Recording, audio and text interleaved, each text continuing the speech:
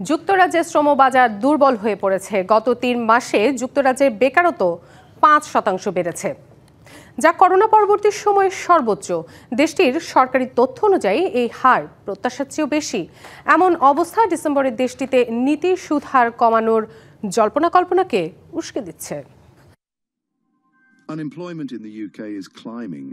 এক দশকে যুক্তরাজ্যে সর্বোচ্চ বেকারত্বের হার দেখা গেছে করোনাকালে। ২০১৯ থেকে ২০২১ পর্যন্ত দেশটিতে বেকারত্বের হার প্রায় ৬% থেকে।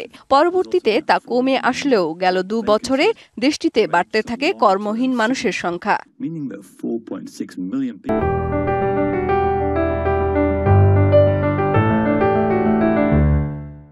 দেশটির সরকারি পরিসংখ্যান বলছে, সেপ্টেম্বর পর্যন্ত ৩ মাসে বেকারত্ব ৫% স্পর্শ করেছে।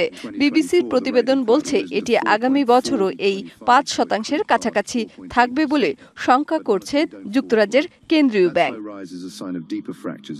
এসব তথ্য দেশটির দুর্বল শ্রমবাজারের দিকগুলো প্রকাশ করেছে। আর এসবের জন্য দেশটির কিছু রাজনৈতিক সিদ্ধান্তকে দায়ী করেছেন আর্থিক খাত বিশ্লেষকরা।